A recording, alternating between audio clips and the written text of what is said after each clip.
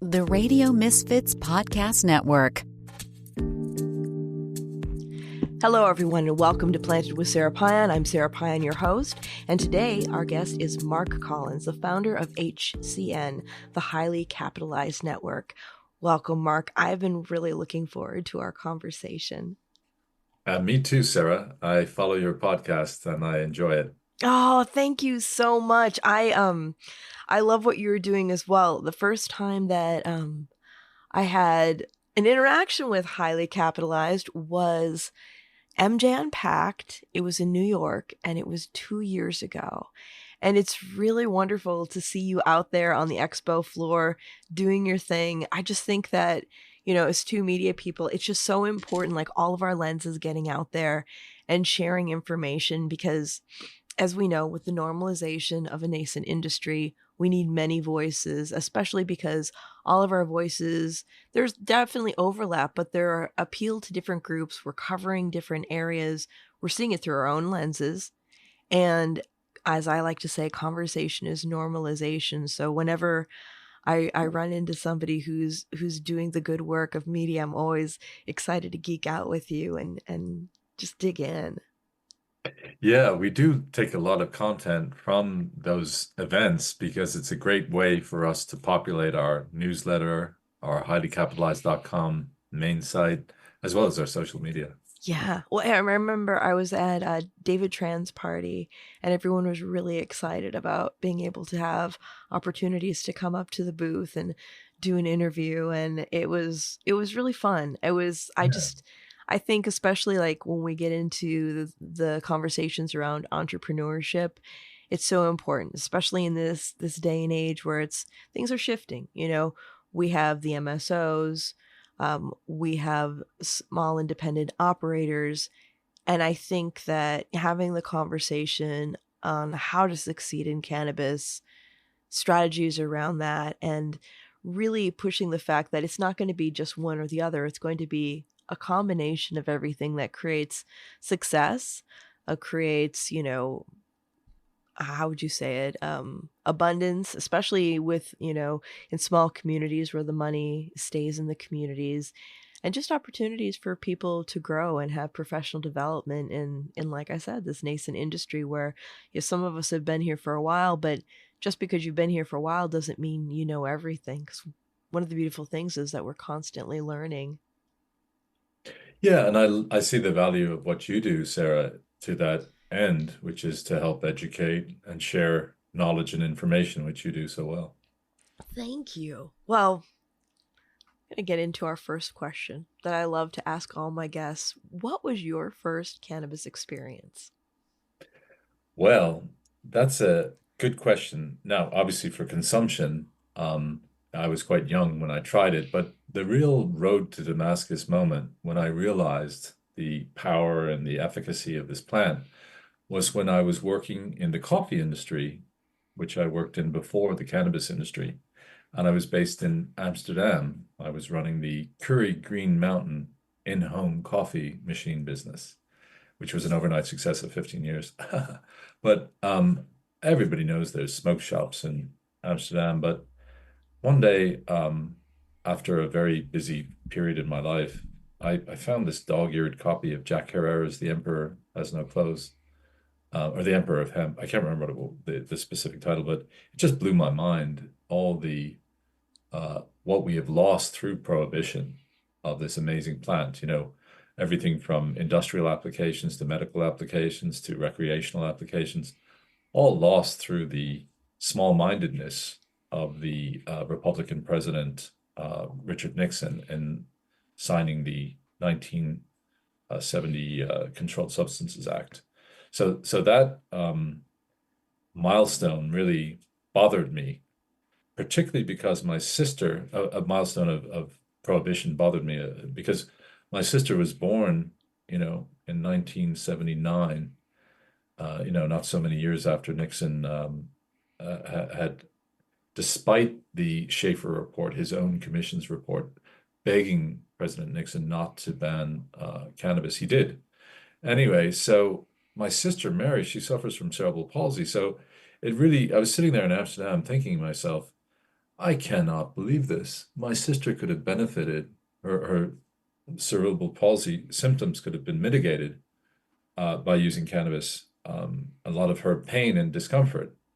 So to talk about it being a personal thing, and that time, the coffee industry had consolidated. I had broken up with my wife, unfortunately, largely because of my international lifestyle of working in all these emerging markets. But I really found my calling, Sarah, when I, realized that in 2016 that, recreational adult use was coming in Canada and California. And I just knew where I needed to be. And so I packed up and sold all my belongings really in Europe. And I returned to the United States. And I was born in New York City. I'm actually, even though I have an Irish American accent, with more Irish than American, my family we're third generation Americans. We were brought up in Hell's Kitchen. And I jokingly say that our family was here before the Trumps. So please don't deport me.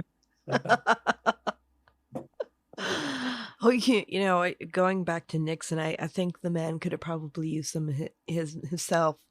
Yeah, you for know, sure. I, And I, some surviving. yeah, my great uncle was a Secret Service agent for Nixon, Wow. Wow, that's amazing. and stayed up all night playing cards with him. And he said he was a very, very anxious, insecure man. This episode is brought to you by Fat Nugs Magazine, a global perspective of cannabis and stoner culture as a bridge to the rest of the world.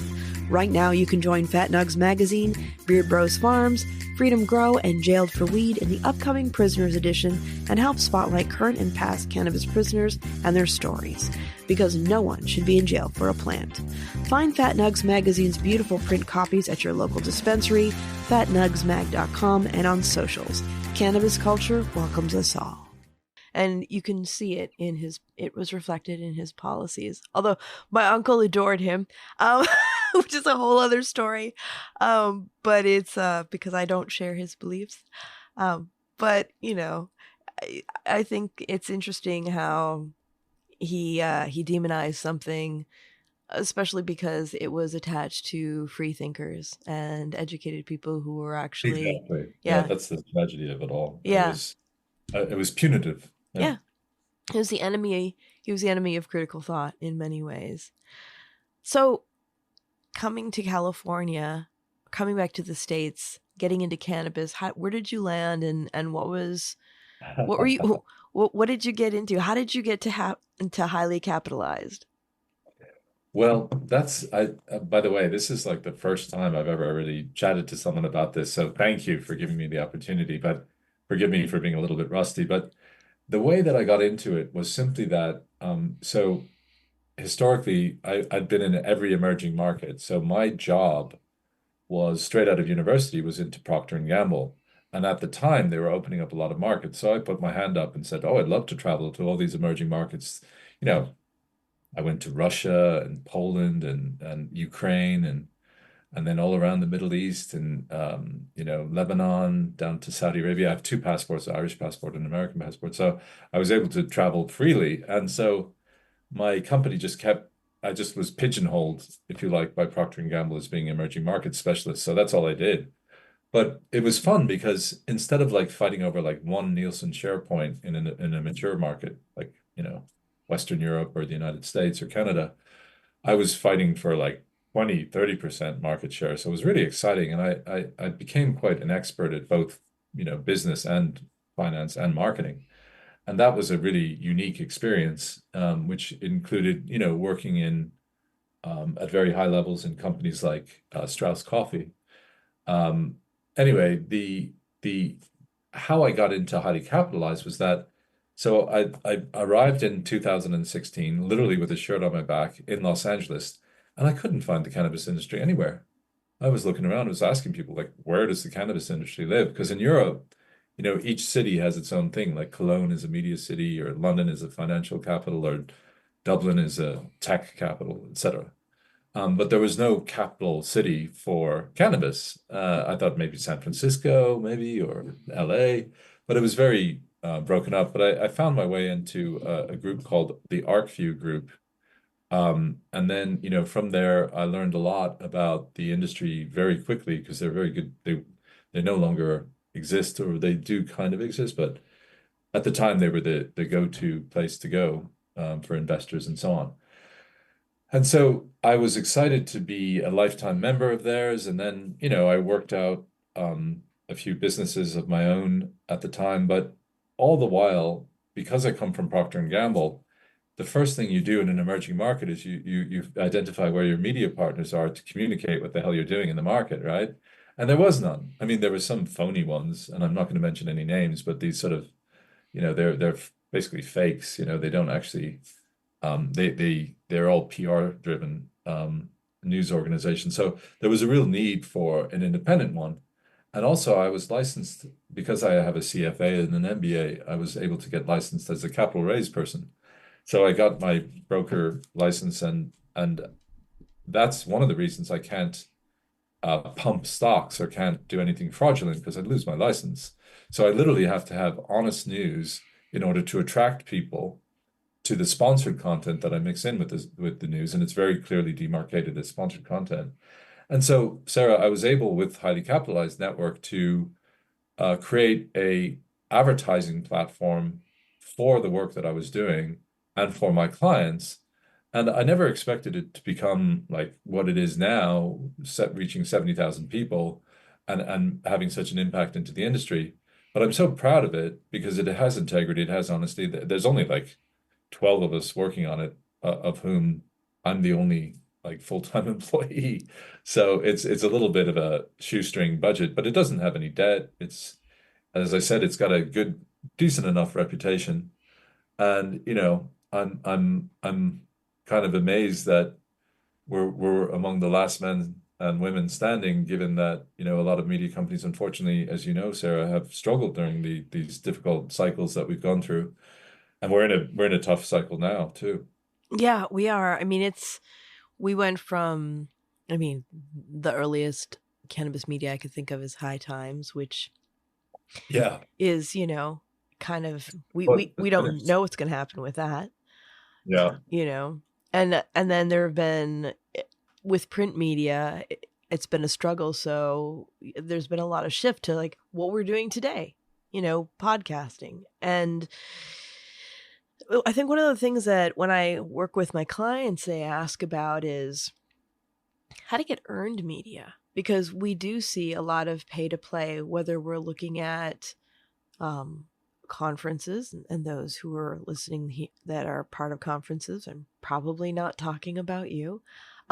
um, but there's a lot of different investments to be visible, and of course Yeah. that is a necessity. But to be able to get organic earned media, especially with a lot of the constraints that we have as an industry, can be very challenging. Yeah. I mean, look, as a federally limited industry through prohibition, uh, it's been bad on the one hand, as you say, but on the other hand, it's forced innovation. Hmm. I mean, I like the fact that there's brands are creating their own media. Their so-called, as you called it, earned media or own media. Like cookies, for example, they are not allowed to advertise on TV or not allowed to advertise, traditionally. But who would want to anyway? I mean, all the legacy titles, like High Times is dead, in my opinion. No disrespect to the team that still exists on it, but it's dead because the legacy titles are dead. Like the Rolling Stone magazine called me up the other day and said, "Can I write an article for them?" I'm like, "Can you pay me?" And they say, "Oh, we don't pay people anymore. We're just crowdsourcing all of our content now." And I thought that's so tragic. But so here we are, Sarah, paying, or more people consume highly capitalized than those legacy titles. It's just the way that the world works nowadays. It's all about, um, um, receiving information through podcasts or receiving information through the highly capitalized newsletter or whatever. People don't go to destination appointments and say, "Oh, I'm going to go check out, TV channel, TV channel Cannabis TV or whatever it's called at 6 p.m. to watch the news." No, they don't do that. They check out LinkedIn or, you know, receive an email from their, you know, an email is like the oldest type of digital media, but it's still the media that you get your doctor's appointments on, and so that's why I think those legacy titles are finished. Yeah. Yeah, it's I mean I it's painful. It is it's when I think about like with my org psych background, you know, it's the storming, norming and reforming of media. Yeah. It's what it doesn't change doesn't come when we're comfortable because we'll just stay with what we know. So we've you know newsletters, we have websites, we have blogs, we have podcasts. I still, I mean, call me old school, but I still like holding something in my hands and reading it. Even though you know I do keep I have my Kindle on my phone where I keep all my books, but there's something about handling the printed word I think as a writer that I just really enjoy. And Mm. you know, but I do know that we are in this time of portability and constant change with all the information that's coming at us at all times as well. It's been interesting to see like some of the more homegrown news and seeing the lenses through which you know it's put through, and realizing that you know for myself being in a little bubble here in San Francisco, that not everybody in cannabis shares the same values and views. And for me it doesn't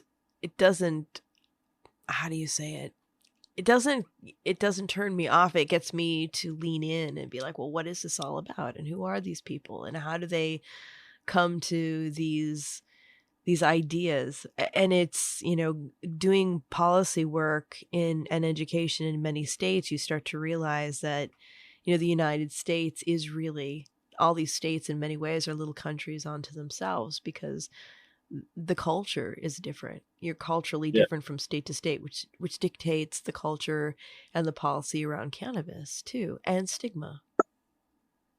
Yeah. Yeah. Definitely. I think that's well said. Yeah. Um,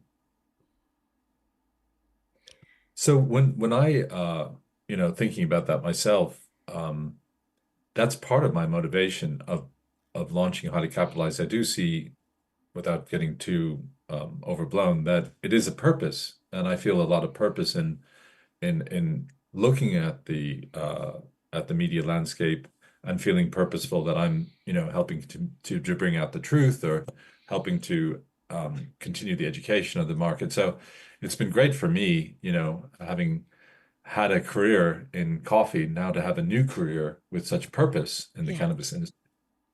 Yeah, when with highly capitalized, because we all have our little like we all talk about a lot of things, but in the end, we all have our favorite niches that we like to reside in. What would you say highly capitalized is in your eyes? Well, I think it's honest business and finance news. And that's what we are. And what we're not is we don't pretend to try to be business to consumer or pretend to uh, you know, be able to discuss the latest gelato strains, or to discuss, the so-called culture of the industry. What we try to do is just be that um, independent news source that provides you, not necessarily to replace your existing news sources, but to complement them. So we just want to be a business and finance source that is part of your daily news diet.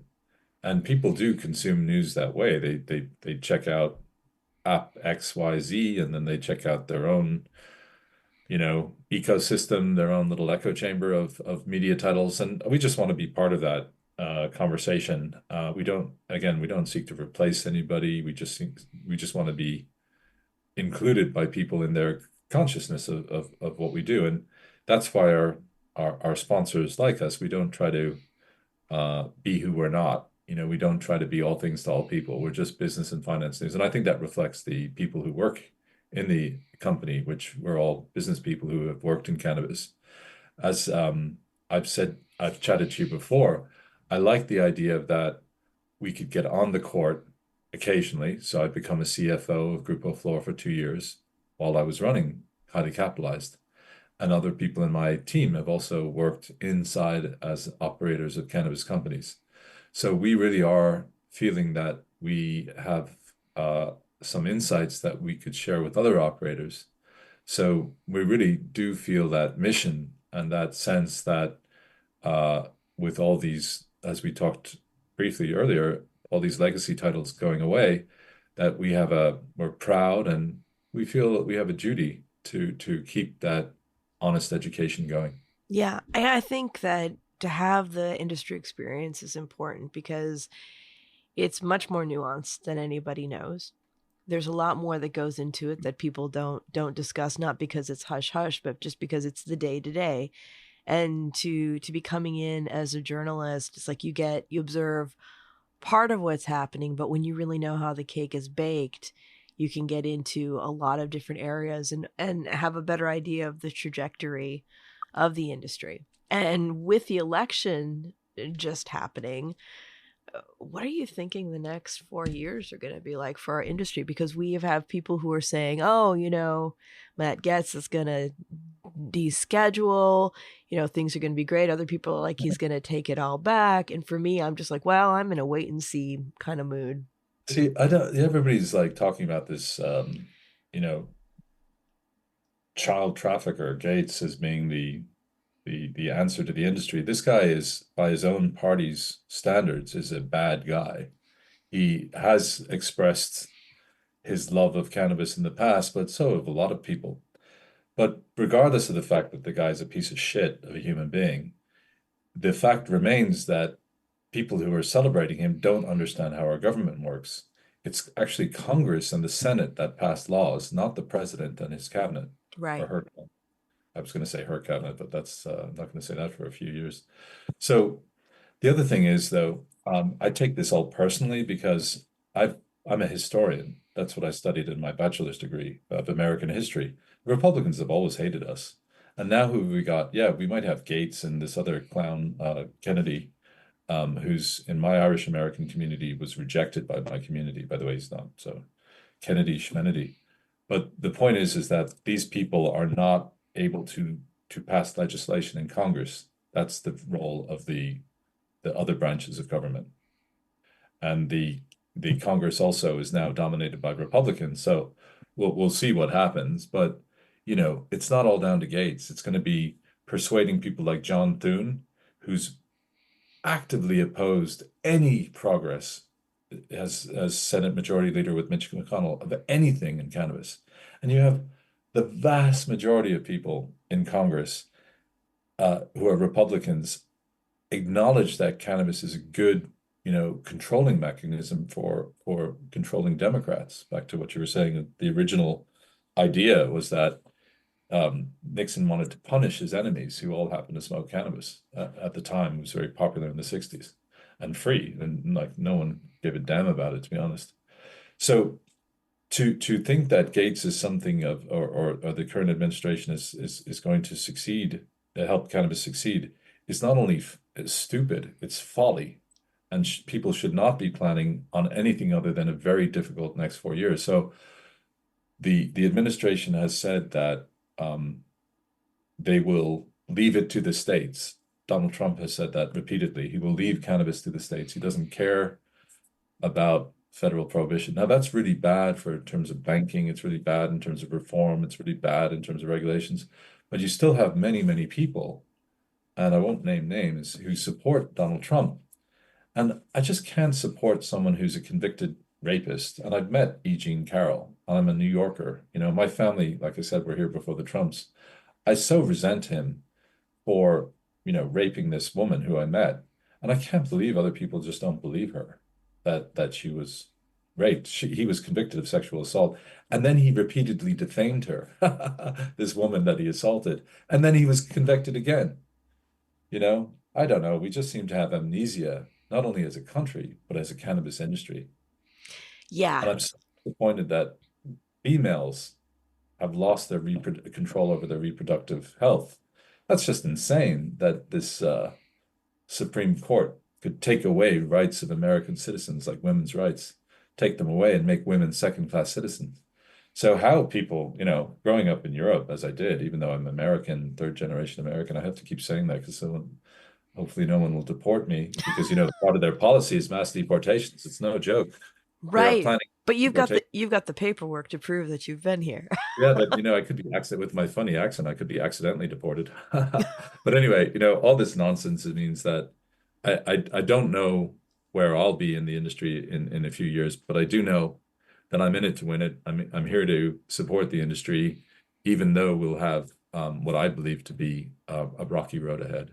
Yeah. Yeah, I agree. I think it is going to be a rocky road ahead. I was having some conversations with Congressman Barbara Lee and Congressman Earl Wow. Blumenauer. Yeah, they've been on a couple of times, both co-chairs of the Congressional Cannabis Caucus. Are you looking for a lasting, meaningful way to connect with your audience and highlight your brand? Well, listen up, because Planted with Sara Payan is taking on new sponsors. Here's a powerful stat. 20% of listeners are more likely to support brands they hear about on a trusted podcast. And 60% actually look up that product after hearing about it. That's the power of podcasting.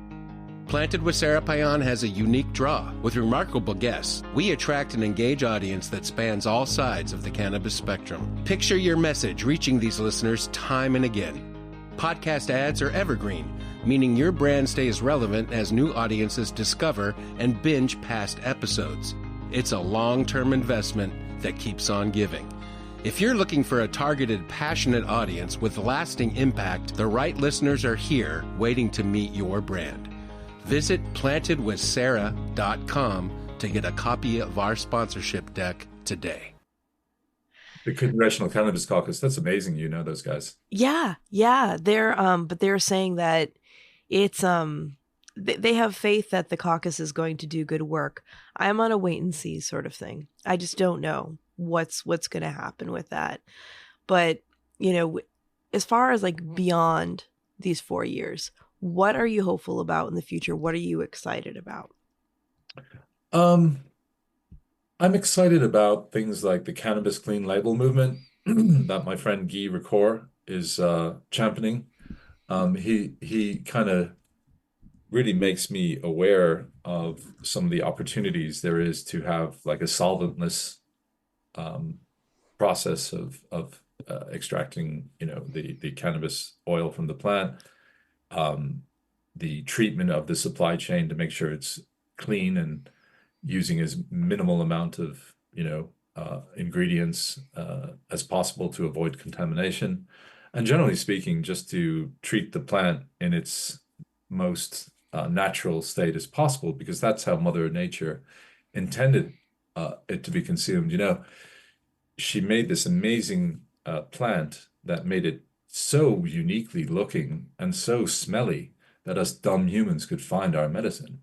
And I'm so grateful for her to create this plant that was given to us to help us, with mild pain and discomfort, as well as serious issues like mitigating seizures and helping, eliminate nausea, etc. Yeah, yeah, absolutely. We have we have more conversations to have around wellness. I'm just so happy that we were able to get together today. And for people who would like to follow you on social media, get connected with Highly Capitalized, how do they do that? First of all, Sarah, thank you so much for this chat. It's so nice to speak to you, and I really admire your journey in the industry. I was saying earlier on that I was on the court and I got off the court, on the court to work inside of a cannabis company, and then off the court to be in media to observe other people operating their companies. And I think you have too. And Yes. so that gives us a unique, or I'll speak for you.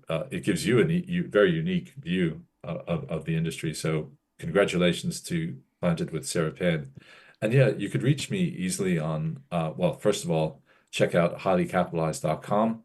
I'd love if people could subscribe to our newsletter. It's getting bigger every day. I'm so impressed with our team creating this great newsletter. And you could also reach me on LinkedIn at Mark D. Collins. So linkedin.com/MarkBCollins. And you could also find us on Instagram at Highly Capitalized. And I don't really pay much attention to Facebook and Twitter. They've treated the cannabis industry, and Instagram have treated the cannabis industry badly, so I don't really spend much time on them. We're all over LinkedIn, where we have I surprisingly I have 33,000 followers now. I'm just shocked that I have so many. I feel like a TikTok influencer. And I then love it. we have 13,000 followers on our homepage of Highly Capitalized. So please do follow us. It will really make a difference. If more people follow us, it'll make us, even more able to cover all these important topics that we've been discussing in this call. Yeah. Oh, that's awesome. Everybody check out Highly Capitalized, subscribe to the newsletter, get Thank you another so much, lens. Sara. Oh, thank you so much, Mark. Come back again. Thank you. I will. All right. We're all Thank set. you. Excuse me for distracting you. I apologize. I just wanted to tell you I have to go on to another call. Oh, no worries. We'll see each other at MJ BizCon, and Yeah. then let's set up a time to talk Yeah. to. And if there's anything in between, we'll just correspond on email. And please forgive me once again for being late. I just saw a text message from one of your producers, I guess. Oh, Jeff, that's my husband. Yeah. Oh, yeah. Okay. There you go. It's Yeah. such a family business. Like, I was just talking to Kim and George, and then there's, Elliot and Patrick, and there's you and Jeff. So it's nice to have a family business. And of course, my friend Guy, his wife, is also developing a menopausal brand for women. Oh, that's awesome. I love that. Yeah, it's so cool. Well, I'll see you soon. See you soon, Sara. Thank Take you care. so much. Thank Wonderful you. to meet you. I really love what you're doing, and I wish you only the best. Oh, same, my friend. I'll see you soon. Yeah. Bye. Bye-bye. And everyone, remember, if you like listening, please give us a review, share it with a friend. Let us know what your favorite episodes are. And if you'd like to stay in touch over social media, we are Planted with Sara Pion on Facebook and Planted with Sara on Instagram and Twitter. You can also go to our website, www.plantedwithsara.com, or listen to us on our parent network, Radio Misfits Network, where there are other great podcasts, like one of my favorites, the Winemakers Podcast. So check it out. You can listen to Planted wherever you listen to your favorite podcast, whether that's Pandora, Spotify, Amazon, Google, Apple, Stitcher, TuneIn. We are there. So join us. And until next time, stay curious, stay safe, and remember, it's a wild world out there. Be good to one another. Until next time, take care.